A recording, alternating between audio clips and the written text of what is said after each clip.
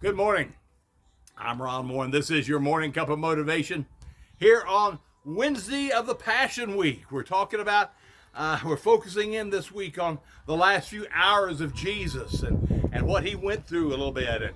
As you read the New Testament, you get the picture, even for those of us who have had that deepening work of the Holy Spirit in our lives. That Holy Spirit power is the power to choose the power. That's what I mean. You moment by moment, whatever you're facing, we've got the power to choose the power. We've got the power to choose to do what God told us to do.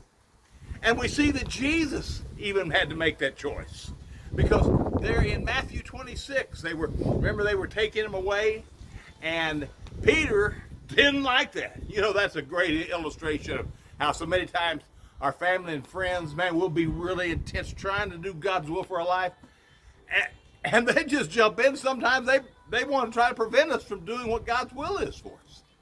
And when of course, one of the greatest errors in the Christian life is this thought of, well, I want to do what makes me happy. Our friends will say that. You need to do what makes you happy. No, friend, we need to, and I'm not against being happy, believe me, I'm a happy camper. But we need to focus in on the holiness that God is trying to work in our life. And when we embrace that holiness, we're going to be happy.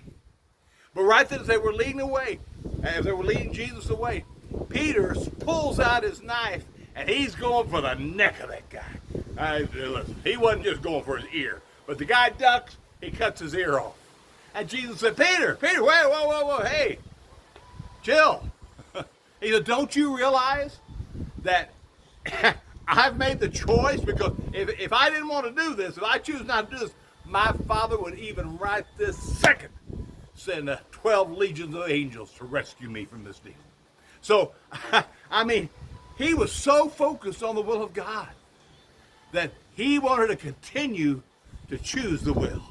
So I want to challenge you, no matter what you're facing.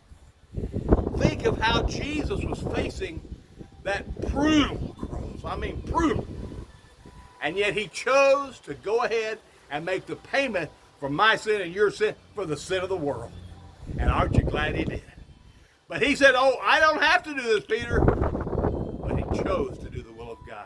I'm going to challenge you to the will of God for your life. You say, what is the will of God? Well, it's probably found right here in this book. Now, there may be a calling or something that's not found in this book. But as you read this book, the Holy Spirit will speak to you. He'll say, hey, start that business. Go ahead. Accept that call to ministry. Go ahead. Go ahead and be that worship leader or that nurse or that school teacher. Whatever it is, as you read this book, and you're listening, the Holy Spirit of God will speak to you, and you'll have the choice to choose the power. Hey, you have a great day, and I'll talk to you again on Friday. Bye-bye now.